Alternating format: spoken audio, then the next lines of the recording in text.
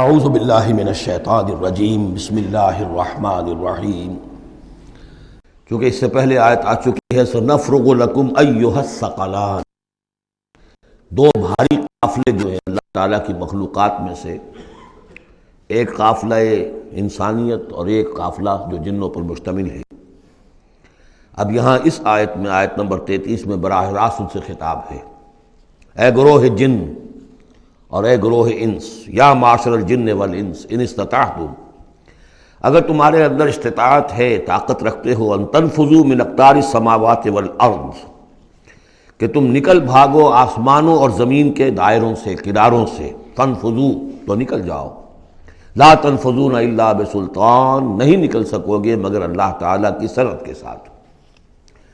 یہ آیت مبارکہ مشکلات القرآن میں سے ہے، پوری طرح ہم شاید ابھی نہ سمجھ پائیں جب تک کہ اور ہمارا علم جو ہے کائنات کے بارے میں، کاسموس کے بارے میں اور علم بڑھ نہیں جاتا۔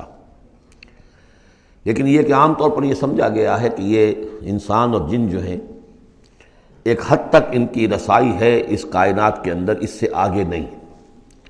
جیسے کہ آ چکا ہے، میں پہلے بھی بیان کیا ہے کہ جنات کے لیے غالباً یہ ہمارا جو سولر سسٹم ہے، یہ پورا جو ہے یہ ان کی جولان گاہ ہے، اس میں یہ جائیں جدھر جائیں چلے جائیں، اس سے آگے نہیں۔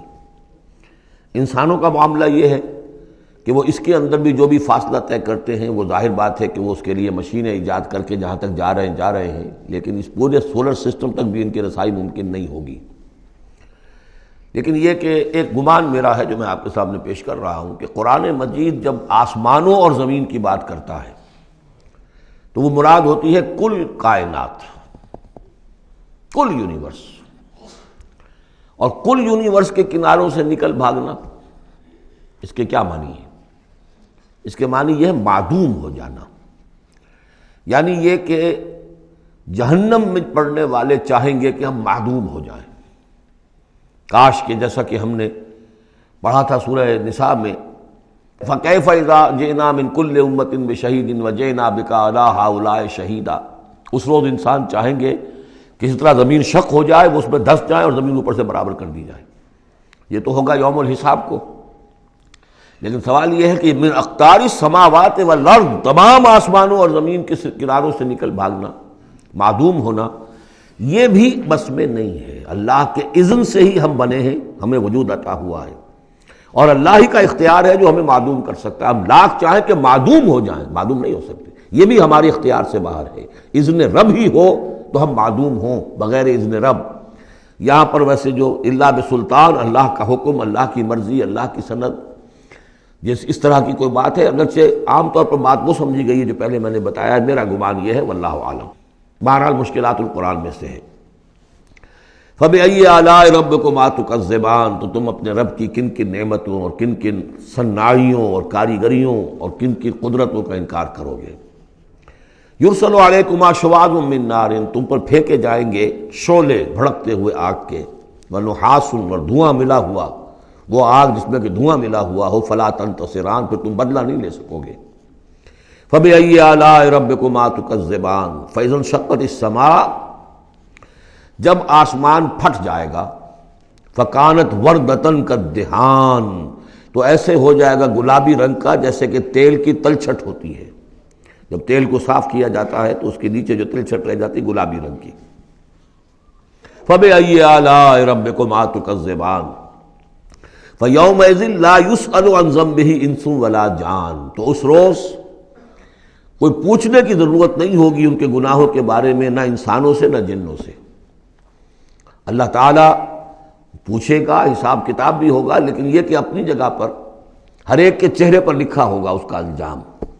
بل الانسان علی نفسہ بصیرہ، چنانچہ کئی جگہ قرآن مجید میں نقشہ کھینچا گیا ہے، میدان قیامت میں جب لوگ کھڑے ہوں گے، کچھ لوگوں کے چہرے تر و تازہ ہوں گے، کچھ لوگوں کے اوپر مردنی چھائی ہوئی ہوگی، جس کی مثال بہترین ہوتی ہے ہائی سکولز کے اندر۔ ہر سال جب ڈکلیئر کرتے ہیں امتحان، سالانہ امتحان کا نتیجہ، تو جب کھڑے ہوتے ہیں طالب علم سننے کے لیے، تو بعض لوگوں کے چہروں کے اوپر لکھا ہوتا ہے کہ یہ فیل ہونے، اس لیے کہ انہیں معلوم ہے لکھ کر کے آئے تھے ہم، اور بعض کے چہرے تر و تازہ ہوتے ہیں، انہیں اگر فکر ہوتی ہے تو اس کی کہ میں فرسٹ آتا ہوں یا نہیں آتا، بس اس کی تشویش ہو سکتی ہے، لیکن یہ کہ انہیں کوئی اندیشہ یہ نہیں ہوتا کہ وہ فیل ہو جائیں گے۔ تو فیومئذ لا یسأل عن ذنبہ انس ولا جان، اس دن پوچھا جانا ضروری نہیں ہوگا کسی سے بھی، نہ جن سے نہ ان سے، ان کے گناہ کے بارے میں۔ فبأي آلاء ربكما تكذبان يعرف المجرمون بسیماہم، پہچان لیے جائیں گے مجرم اپنے چہروں سے، چہرے ان کے اترے ہوئے ہوں گے، انہیں تو معلوم ہوگا۔ یعرف المجرمون بسیماہم فیؤخذ بالنواصی والاقدام، پھر ان کو پکڑا جائے گا ان کی پیشانی کے بالوں سے اور پاؤں سے، یعنی ہر ایک کو کوئی فرشتہ جو ہے وہ ادھر سے اس کی پیشانی کے بال پکڑے گا اور ادھر سے اس کی ٹانگیں پکڑ کر ٹاس کرے گا اسے۔ فبأي آلاء ربكما تكذبان هذه جہنم التي يكذب بها المجرمون، جب پھینکا جائے گا اسے جہنم، یہ ہے وہ جہنم جس کو جھٹلاتے رہے تھے وہ لوگ کہ جو جھٹلانے والے تھے۔ هذه جہنم التي يكذب بها المجرمون، جسے مجرم گناہ گار جھٹلاتے رہے۔ یطوفون بینہا وبین حمیم آن، اب وہ چکر لگاتے رہیں گے، اس آگ سے نکلیں گے، پانی پینا چاہیں گے تو وہ پانی کھولتا ہوگا، حمیم آن، کھولتے پانی کے اور اس آگ کے درمیان۔ فبأي آلاء ربكما تكذبان، اب یہ تو اہل جہنم کا انجام ہے جو یہاں بیان ہو گیا۔ یہاں جنتیوں کے انجام سے پہلے ان کا بیان ہے، سورہ واقعہ میں پہلے جنتیوں کا بیان آئے گا اور پھر اہل جہنم کا بیان آئے گا، ترتیب عکسی۔ وَلِمَنْ خَافَ مَقَامَ رَبِّهِ جَنَّتَانِ، اور جو بھی اپنے رب کے حضور میں کھڑے ہونے سے ڈرتا رہا، لرزا و ترسا رہا، اس کے لیے دو جنتیں ہیں۔ یہ دو جنتیں کیوں کہی گئی؟ اس کے لیے جو توجیہ میری سمجھ میں آئی ہے اس میں مجھے خاصا اطمینان ہے، انشراح ہے کہ جنتیں جو جنوں کے لیے ہوں گی وہ علیحدہ جنت ہے، انسانوں کے لیے علیحدہ ہے۔ ظاہر بات ہے دونوں کے احساسات جدا ہیں، دونوں کے ذوق جدا ہیں، دونوں کے مذاق جدا ہیں، لہذا ایک جنت ہے کہ جو انسانوں کے لیے ہے اور ایک جنت ہے کہ جو جنات کے لیے ہے۔ ایک ہی طرح کی چیزیں ان دونوں کے لیے پلیزنٹ اور ان دونوں کے لیے جو ہو سکتی ہیں مسرت اور سرور آمیز، وہ ایک طرح کی نہیں ہو سکتی، ان کے تقاضے مختلف ہوں گے۔ تو لمن خاف، جو ڈرنے والے ہیں ان کے لیے جنتیں فراہم کر دی اللہ نے، وہی تسلیہ کا صیغہ ہے چونکہ یہاں جنوں اور انسانوں سے خطاب ہو رہا ہے مسلسل۔